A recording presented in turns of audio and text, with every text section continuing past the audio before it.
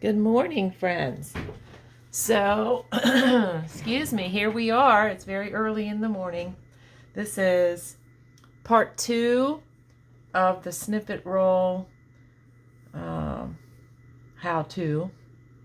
And here I am. I finally got my camera and my sewing machine at an angle which I'm hoping will work to show you how to sew it. But I want to show this to you. I hope you can see it. I'm trying to see if I'm in the... Yeah, I am. But here it is, this piece that I did on camera yesterday. And it is now sewn. So what I did was I set a straight stitch. And I want to say I set it at like 3.5 millimeters. And I went around the entire end of, around it on the ends. Then I switched to a rather large, I don't know if you can see it, a rather large zigzag stitch, and I just started zigzagging. I did like 3 rows, and they're not straight because I was catching things. I wanted to catch everything and make sure it was down, and oh my gosh, I love it so much. I love how it came out. I love all the fabrics. I used pieces of cut up dresser scarves that were, these look like, this one was appliqued and some were embroidered, and I used chenille bedspread pieces and that little quilt thing that I cut up, and doilies and lace. So here it is. This is really great just the way it is, but it can also now be decorated with buttons and maybe some hand stitching. I might do some hand stitching on it. And but what I did was I did another one. So I continued with the pieces and the things that I had, and I did another one, and I'm going to attempt to sew it on camera so that you can just see me sewing it and see how easy and how non-intimidating it really is. And so I used a lot of the same pieces that I had gathered up yesterday. So isn't that pretty? I just love it so much. So I'm going back to a straight stitch. I'm going to set it on 3.5 millimeters. And I am going to sew around it. And I'm hoping I don't run out of bobbin thread. So what I'm going to do is I'm going to switch it out right now because I'm afraid that I will. And then I'll have to stop and rewind the bobbin and go through all that mess. So I'm just going to put this very, very pale pink bobbin in here, and I'm using white thread. I decided to use white thread because if I decide to do some hand stitching on it, I wanted to make sure that, well, let me get this in here right. I wanted to make sure that, it wasn't going to clash, and I could use a colored thread or pink or something to do a little bit of hand stitching later. So I just have white thread in there. So with the straight stitch, I am going to just go around it all the way around. Never sew over your pins. That could be bad news.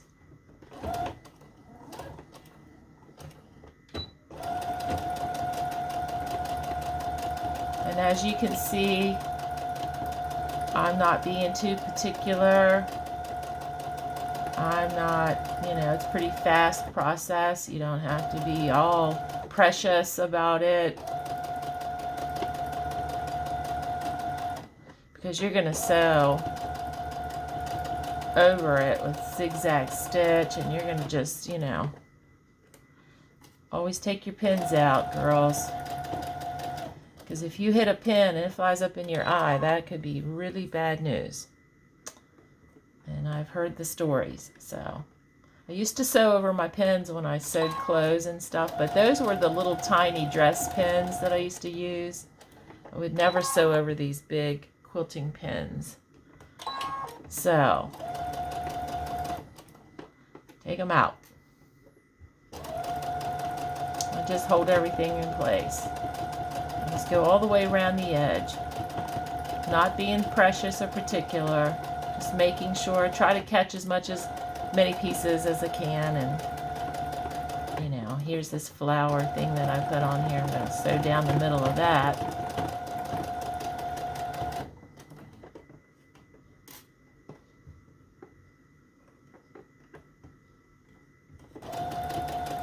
So, I hope you can see this okay. Now I'm back at this end. I'm going to go over here, and then I'm going to switch it to a pretty big zigzag stitch. Every machine is different, so I really can't tell you how to do that.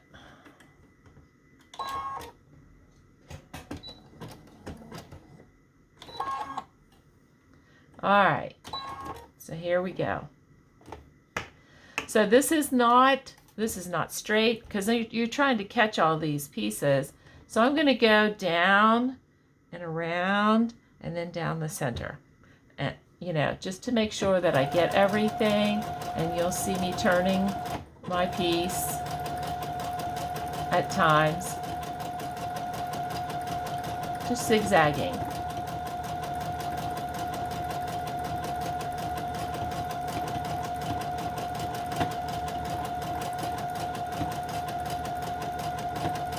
I hope this is going to help you. And I'm going to zigzag right over that flower.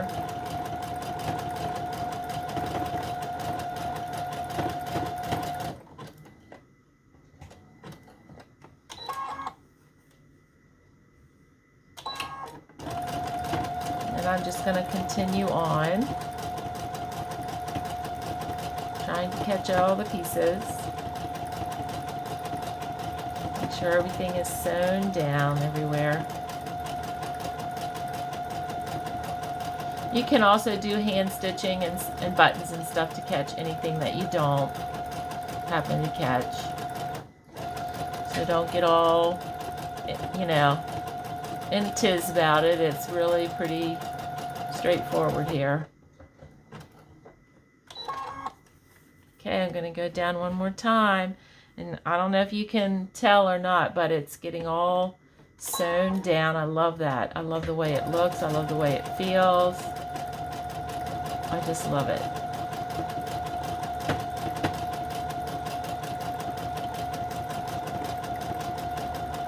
And it's just that easy.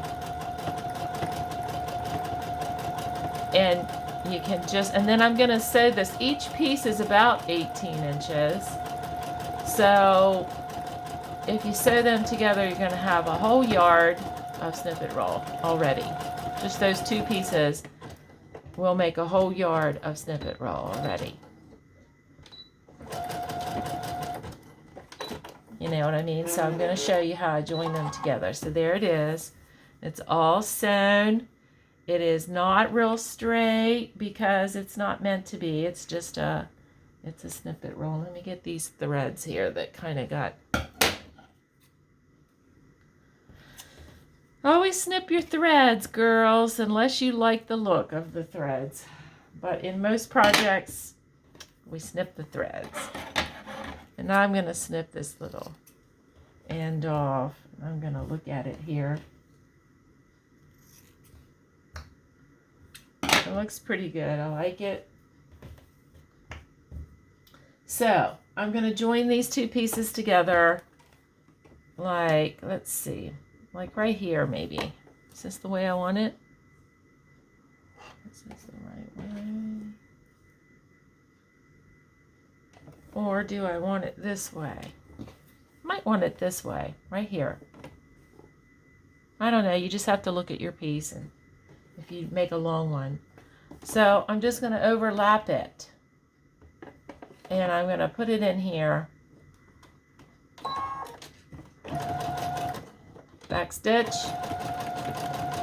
and just zigzag right down there, back stitch again, and there you go. So now we have 1 yard. And actually I'm going to do it again. I'm going to do a little straight stitch it right there. And just, I don't want that flappy piece.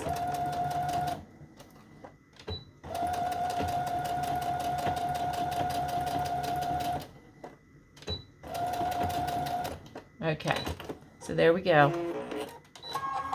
Now, so now I have, just as a demonstration, now I have 1 yard. Can you see it? I have 1 yard because I sewed the 2 pieces together, and now I have 1 yard of snippet roll. And it's ready for buttons and hand stitching and that kind of thing. So I have some buttons. I have my little jar here of, I have several of these jars of, you know, antique buttons, vintage buttons. So, for example, now I don't know if I can sew this, hand sew this in front of this little space or not, but like, I might put a button there. You know what I'm saying? And then I might go along and I'm just going to look at it. There, I'm losing my buttons here. Losing my buttons. Can't work in this small space, but I'm going to just kind of show you. And here's a little pucker. Might put a button right there. So, you know, I might take some thread, some regular thread, or even some embroidery thread, and do some hand runner stitches here and there. And I'm not really set up to do it in this small space because I just really wanted to sew this on camera for you so you could see that it's really not hard to sew it together, and you don't have to, I hope you can see that. You don't have to be super particular, okay, and fussy. And everything that hangs over, like the laces and the little pieces, I like it, and I'm going to leave it. And so then after I sew buttons, and you can sew charms and little, those little tiny bows that you get, you know, in those packs and stuff that we decorate things with. You can decorate it up or you can leave it as it is. And then you can just roll it.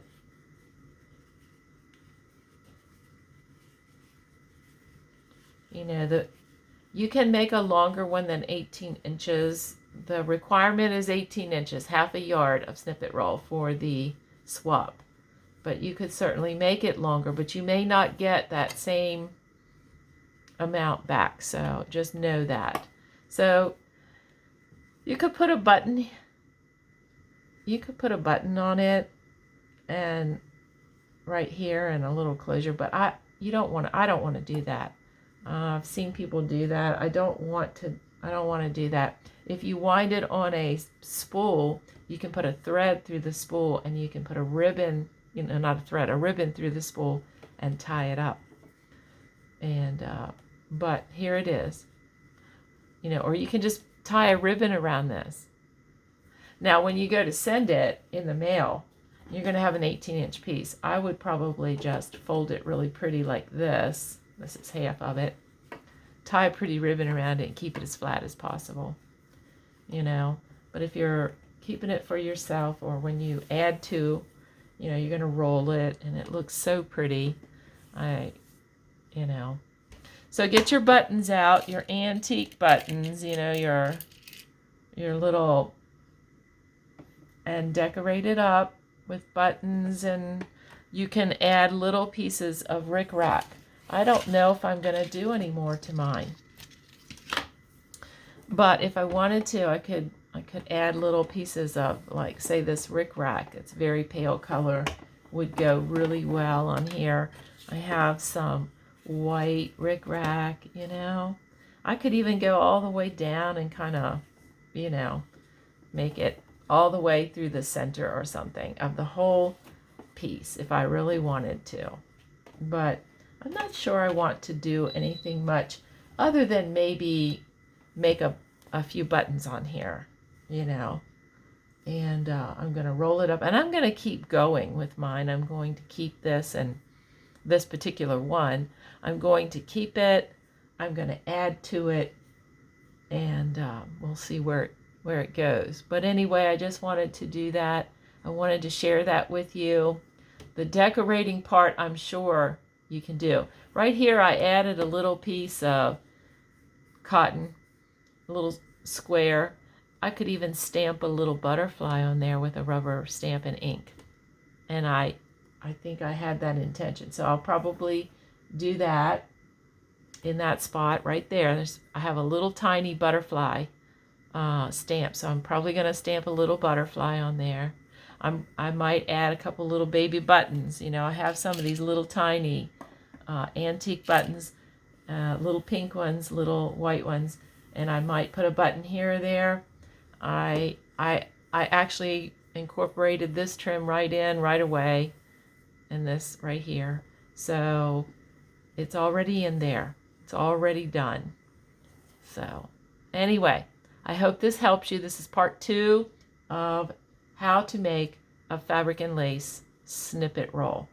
So if you have any other questions, don't hesitate to message me and ask me. I'd be glad to answer your questions. But this should help you, and along with the other video that I did, and also the other videos from Nick the Booksmith and Paula Lemon, they are linked in the event page as well. So this is 3 different methods, and you should be able to do a half a yard of a snippet roll in no time at all. So anyway, that's all for today, and I really need a cup of coffee, so I'm going to talk to you later. Bye-bye.